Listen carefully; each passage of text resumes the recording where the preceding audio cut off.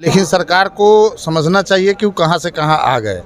वो अपने अफसरशाही के वजह से आज तीसरे नंबर की पार्टी बिहार में पता चल गया नीतीश कुमार के, इसलिए मुखिया को यदि हल्का में लेता है तो राजनीति जीवन का सबसे बड़ा भूल नीतीश कुमार का होगा। इस बार नीतीश कुमार का खात्मा होगा बिहार में। पंचायतों में अब जो कटौती की जा रही है उसको लेकर बिहार में यहाँ पर दरोगा राय पद पर एक बैठक बुलाई गई है, जो है राज्य स्तरीय बैठक बुलाई गई है। उसमें जो भिन्न भिन्न प्रदेश से है आए हैं, यहाँ पर भिन्न भिन्न जिलों से लोग आए हैं, मुखिया हैं, वो हमारे साथ अभी हैं। क्या नाम है आपका? मेरा नाम विजेंद्र कुमार यादव है।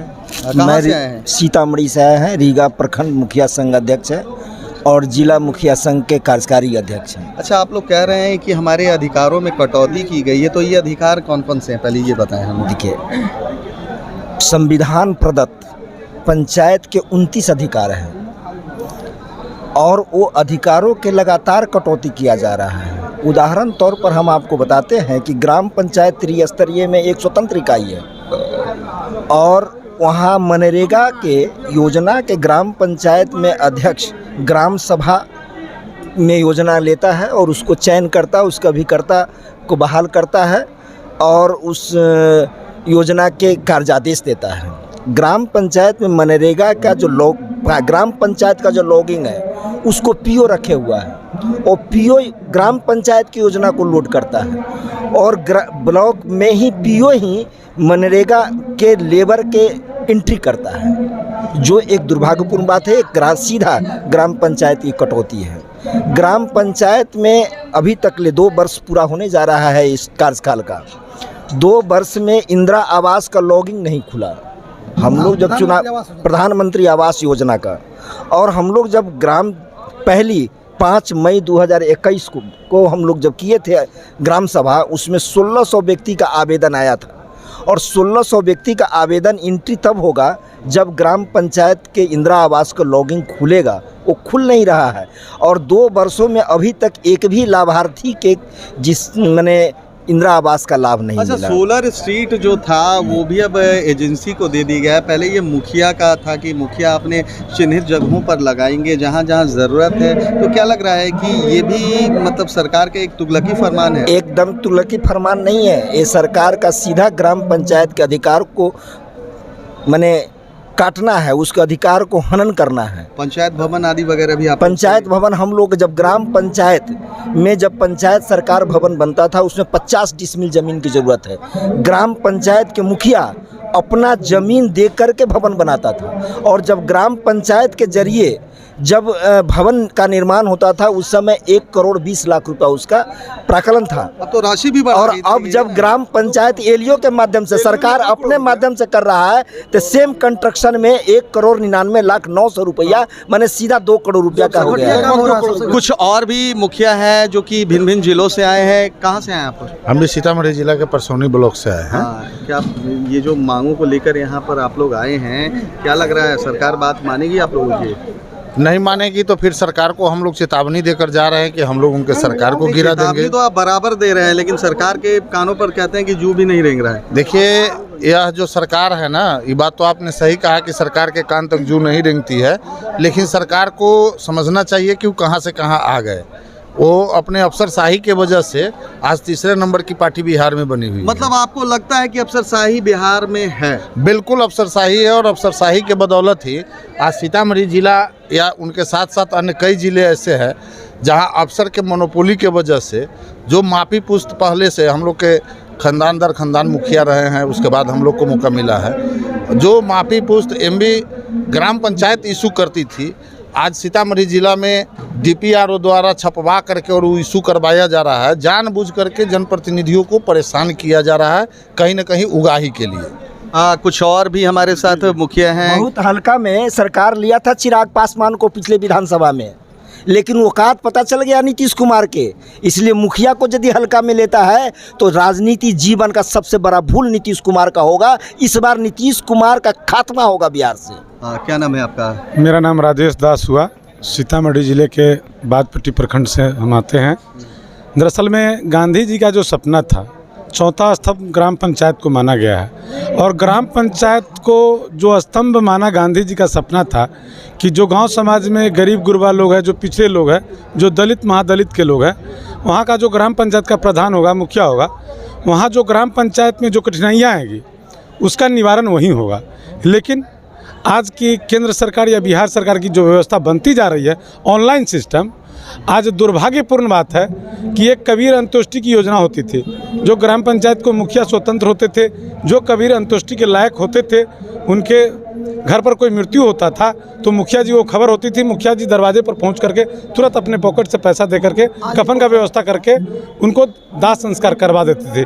लेकिन आज आज मजबूरन ऑनलाइन की व्यवस्था है, लेकिन आज तक आई नहीं। कन्या विवाह योजना, जो योजना सिर्फ कहने के लिए है, लेकिन कन्या विवाह योजना में विगत 3-4 वर्षों से एक भी राशि किसी कन्याओं को नहीं मिली।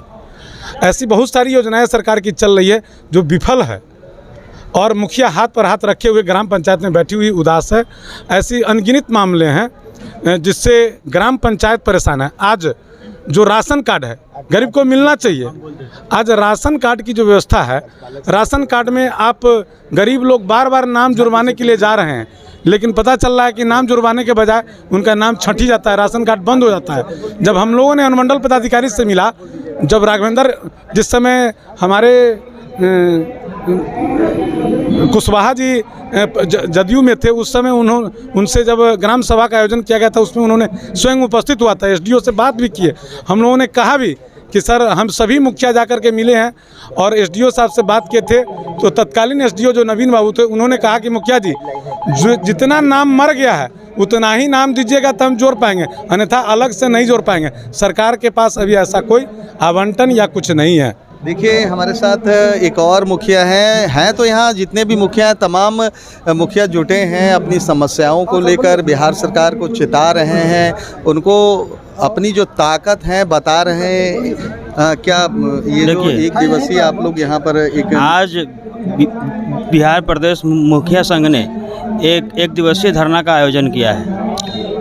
भारत की आत्मा गाँव में बसती है, और गांव में जब प्रधान चुने जाते हैं मुखिया, तो बड़ी आशाओं लेकर जनता एक मुखिया को चुनता है, और गांव की कोई भी समस्या होती है, छोटी छोटी समस्या, वो मुखिया जी के पास लोग पहुंचते हैं। और आज सरकार के द्वारा मुखिया जी को जनता से बिल्कुल अलग कर दिया गया है।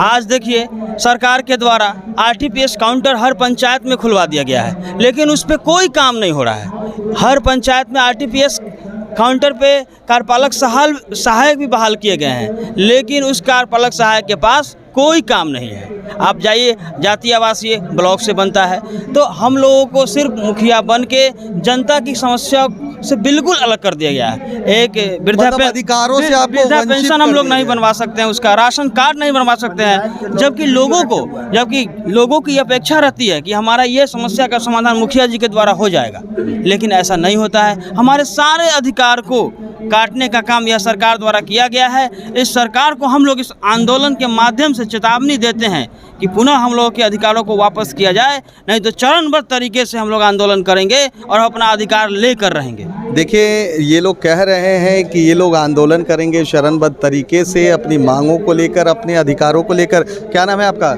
मेरा नाम जकाउल्ला जकी हुआ, सीतामढ़ी जिला के पुपरी प्रखंड से हम आते हैं। पुपरी प्रखंड में मुखिया संघ अध्यक्ष हैं हम। और बड़ी अफसोस के साथ कहना हो रहा है कि चुनाव के बाद से लगभग बिहार में 40 मुखिया का दिनदारे हत्या हुआ, जिस पर सरकार न उनकी सुरक्षा के बारे में सोच रही है और न उनको सुरक्षा देने के बारे में कोई घोषणा कर रही है। पूर्व में सरकार, एक मंत्री ने घोषणा किया था या आदेश दिया था, उसको भी वापस ले लिया, बॉडीगार्ड और आर्म सुरक्षा की। जहाँ तक हम लोग आज बैठक में प्रदेश में आए हुए हैं, इस बैठक में ये भी बात बहुत ज़ोर शोर पे है कि मुखिया को सुरक्षा चाहिए और अनुज्ञप्ति लाइसेंस चाहिए अपना आर्म्स रखने का। इस पर हम लोग सरकार को मांग रखे हैं और मांग रखा जाएगा। आगे फिर हम लोग चरणबद्ध आंदोलन को तैयार हैं। हमारे साथ मुखिया संघ के प्रदेश उपाध्यक्ष भी हैं। सर, क्या नाम है आपका? झुम्पा सिंह। कहाँ? अमरिंदर सिंह झुम्पा, भागलपुर से। आखिर जो समस्याएं हो रही हैं, मुखिया को आप उपाध्यक्ष हैं, किन किन मांगों पर आज सहमति बनी है सारे लोगों में?